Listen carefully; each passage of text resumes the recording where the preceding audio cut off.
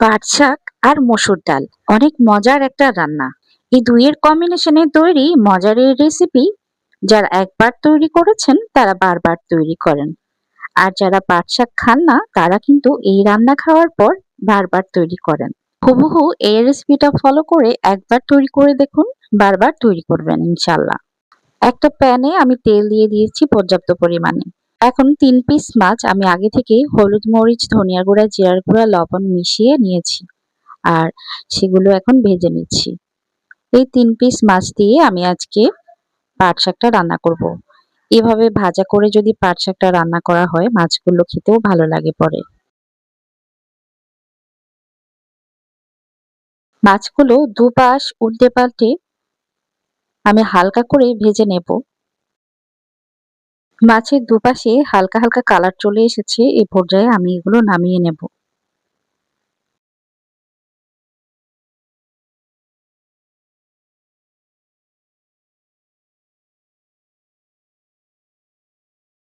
এই তেলের মধ্যে এখন আমি পেঁয়াজ কুচি দিয়ে দিচ্ছি।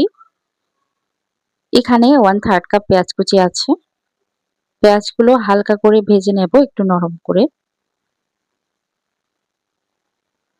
পেঁয়াজগুলো যখন হালকা ভাজা হয়ে যাবে ১-২ মিনিট পর রসুন বাটা দিয়ে দিচ্ছি। এখানে আমি রসুন ব্যবহার করছি ১.৫ টেবিল চামচ।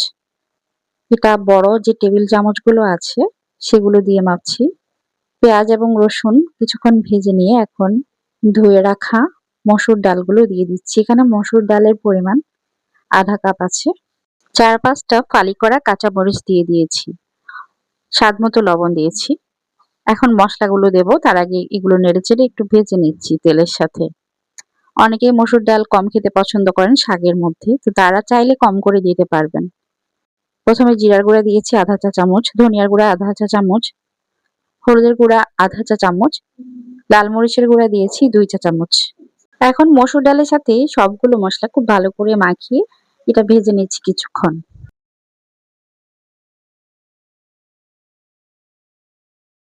যখন এটা খুব ভালো করে ভাজা ভাজা হয়ে যাবে তখন এর মধ্যে পানি দিয়ে দিচ্ছি। এখানে আমি ৩ কাপ পানি দিচ্ছি। পানিটা দিয়ে এটা খুব ভালো করে মিশিয়ে নাড়িয়ে চাড়িয়ে বলক উঠিয়ে নিতে হবে। এটা আমি এখন ঢেকে দিয়ে কিছুক্ষণ রান্না করব। যাতে করে মসলার কাঁচা গন্ধটাও চলে যায় আর খুব ভালো করে একটা কষানো হয়। এটা ঢেকে দিয়ে আমি কিছুক্ষণ কষিয়ে নিয়েছি। এখন মাছগুলো দিয়ে দিচ্ছি, যেগুলো একটু আগে ভেজে তুলে রেখেছিলাম। মাছগুলো দিয়ে আরেকটু নিচ থেকে নাড়িয়ে চাড়িয়ে দিতে হবে। যেহেতু মসুর ডাল এটা নরম হতে থাকে আর নিচে লেগে যেতে থাকে। তাই একটু একটু করে নাড়তে হয় নিচ থেকে। এটা ঢেকে আমি আরো কিছুক্ষণ রান্না করেছি মিডিয়াম হিটে। এ পর্যায়ে এসে ঝোলগুলো অনেক মজা হয়ে গেছে। আমি টেস্ট করেছি। আপনারা লবণটা টেস্ট করবেন এ পর্যায়ে। তো আমি এখন শাকগুলো উপর থেকে দিয়ে দিচ্ছি। কারণ ঝোলটা অনেকটাই শুকিয়ে গেছে। শাকগুলো আমি অফ ক্যামেরায় ৩-৪ বার করে ধুয়ে নিয়েছিলাম। আর ধুয়ে পানি ঝরিয়ে নিয়েছিলাম। সবগুলো শাক আমি এখানে দিয়ে দিচ্ছি। এখানে ১ আঁটি শাক আছে। তো এই আ পাট শাকটা এটার সাথে আমি একটু মসুর ডালটা বেশি করে খেতে পছন্দ করি। কারণ নয়তো আমার কাছে ভালো লাগে না খেতে। এভাবে মসুর ডাল একটু বেশি দিলে শাকটার ফ্লেভার আর মসুর ডালের একটা টেস্ট মিলে অনেক মজার একটা কম্বিনেশন হয়। যার কারণে রান্নাটা অনেক মজার হয়। তো পাট শাকটা আমি কিছুক্ষণ ঢেকে কুক করেছি। আর দেখেন খুব সুন্দরভাবে কিন্তু এখন ঝোলটা মাখো, মাখো হয়ে গেছে আর শাকগুলো নেতিয়ে একদম মিশে গেছে। এই পর্যায়ে আমি চুলার জালটা বন্ধ করে দেব। তবে তার আগে আমি এখানে কিছু জিনিস এড করছি, আরো কিছু উপকরণ যেটা এর টেস্টটা আরো বহুগুণে বাড়িয়ে দেবে। এখানে কয়েক ফালি কাঁচামরিচ দিয়ে দিচ্ছি আর ধনেপাতা দিচ্ছি। যারা ধনেপাতা পছন্দ করেন না শাকের মধ্যে তারা স্কিপ করতে পারেন, তবে আমি দিয়ে থাকি। এরপর দিয়ে দিচ্ছি ভাজা জিরার গুঁড়া। এটা দিয়ে একটু ভালো করে মিশিয়ে নেব। আর মিশিয়ে ২-৩ মিনিট লো হিটে ঢেকে রান্না করব। এরপর চুলার জাল বন্ধ করে দেব। এখন বাগার দেওয়ার পালা।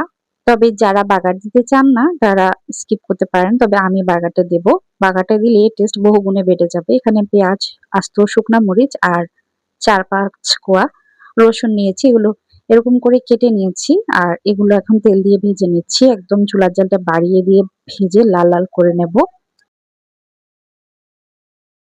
এই তো আমাদের বাগারটা একদম লাল লাল করে ভাজা হয়ে গেছে। এখন আমি গরম গরম এটা শাকের মধ্যে ঢেলে দেব। এভাবে যদি বাগারটা দেওয়া হয় তাহলে এর স্বাদ বহুগুণে বেড়ে যায়।